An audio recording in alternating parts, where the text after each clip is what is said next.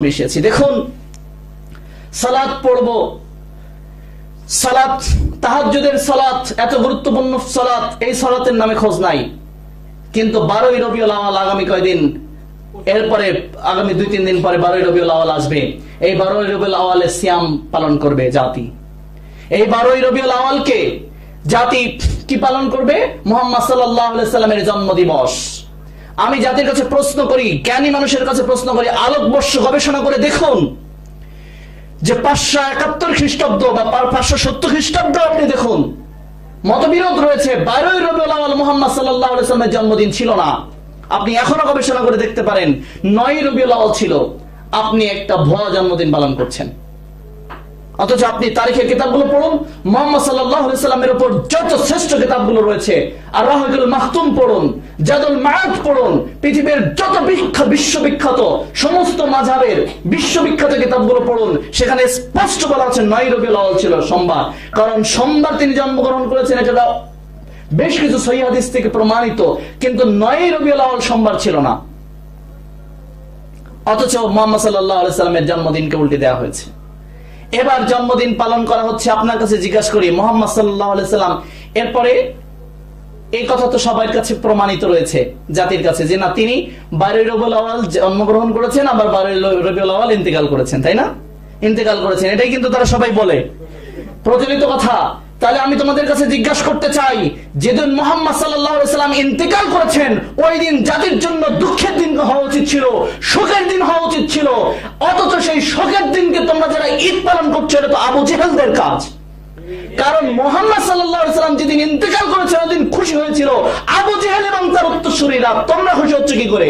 ঈদ মানে তো খুশির বিষয়, ঈদ মানে তো আনন্দের দিন। এটা আনন্দ পালন করছো কিভাবে তোমরা? তাহলে মুসলমান নাকি ওই ইহুদিদের জাত, নাকি আবু জেহিল্লাদের জাত? তাহলে তোমরা কিভাবে হকের সাথে বাতিলকে মিশ্রণ করছো? অথচ 12ই রবিউল আউয়াল তোমরাই বলছো এদিন তিনি ইন্তেকালও করেছেন, এবং এটাই ঠিক। 12ই রবিউল আউয়াল মুহাম্মদ সাল্লাল্লাহু আলাইহি সাল্লাম ইন্তেকাল করেছেন, এটাই প্রমাণিত।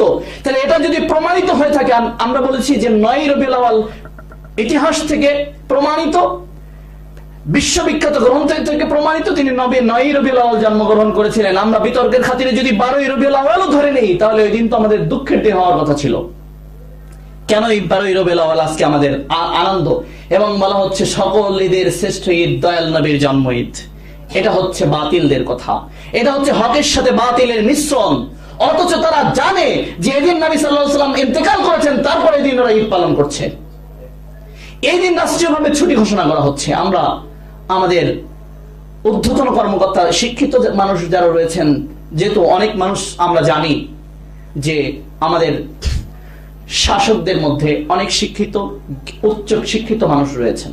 আমরা উচ্চ শিক্ষিত মানুষের বিবেকের কাছে আজকে এই ইনফরমেশনটা দিয়ে দিলাম। আপনারা বিশ্ববিখ্যাত গ্রন্থগুলো পড়ুন, নবী সাল্লাল্লাহু আলাইহি ওয়াসাল্লামের সিরাতের উপর যে গ্রন্থগুলো রয়েছে। আপনারা অনেক আলোকবর্ষ বিজ্ঞানী রয়েছেন বাংলাদেশে, যারা সরকারের সাথে রয়েছেন। আমরা তাদের কাছে দাবি করব, আপনারা গবেষণা করে দেখুন 12ই রবিউল আউয়াল আসলে সোমবার ছিল কিনা। যদি না থেকে থাকে, তাহলে অকারণে একটা দিন রাষ্ট্র থেকে ছুটির দিন ঘোষণা করা, এটা রাষ্ট্রের ক্ষতি হচ্ছে। অতএব আপনারা গবেষণা করে দেখুন, এটা ভুল হচ্ছে। এবং মুসলমানদের 12ই রবিউল আউয়াল, এটা মুসলমানদের যদি শোকের দিন জায়েজ থাকতো, শোক 3 দিনের বেশি জায়েজ নয়। আর শোকের দিন যদি জায়েজ থাকতো, কোরআন সুন্নাহ রিসার্চ ইনস্টিটিউট 12ই রবিউল আউয়াল শোক দিবস পালন করতো। শোক দিবস মুসলমানদের জন্য 12ই রবিউল আউয়াল শোকের দিবস হওয়া উচিত ছিল, কারণ নবী সাল্লাল্লাহু আলাইহি সাল্লাম এদিন ইন্তেকাল করেছেন। এটা মুসলমানদের সবচেয়ে ব্যথার দিন। এদিন ওমর ফারুক পাগল হয়ে গিয়েছিলেন, আপনারা জানেন। ওমর ফারুক একেবারে খোলা তরবারি হাতে করে নিয়ে বলছেন, মুসা আলাইহিস সালাম যেভাবে আল্লাহর কাছে সাক্ষাৎ করতে গিয়েছিল, 40 দিন বনী ইসরায়েলদের সাথে কোনো খবর ছিল না, আমার নবী ওভাবে গিয়েছেন। কেউ যদি বলে যে নবী সাল্লাল্লাহু আলাইহি ওয়াসাল্লাম ইন্তেকাল করেছেন, আমি তাকে মেরে ফেলবো, কল্লা উঠিয়ে দিব। খোলা তরবারি নিয়ে বসে গেছেন। লৌহ মানব যাকে বলা হয়, মানে লৌহ মানব যাকে বলা হয়, তিনি সহ্য করতে পারছেন না, পাগল হয়ে গেছেন। কত ব্যথা পেয়েছেন নবী সাল্লাল্লাহু আলাইহি ওয়াসাল্লামের বেদনায়। নবী সাল্লাল্লাহু আলাইহি ওয়াসাল্লাম চলে গেছেন, তাদের কত ব্যথিত। প্রত্যেকটা সাহাবা আজমাইন কাঁদছেন। তাদের কলিজা ছেড়ে যাচ্ছে, কারণ যার পিছনে এতদিন সালাত আদায় করছে আর তার পিছনে সালাত আদায় করতে পারবো না, হামাও করে কাচ্ছে, আর এই দিন জাতির ঈদের দিন পালন করছে। কত নষ্ট হতে পারে জাতি, কত অসভ্য হতে পারে জাতি, কত মূর্খ হতে পারে জাতি, যে যদিও আমরা ধরেই নিলাম যে এদিন তিনি জন্মগ্রহণ করেছেন, তার চাইতে বেশি গুরুত্বপূর্ণ দিন হচ্ছে মুহাম্মদ ইসলামের ইন্তেকালের দিন।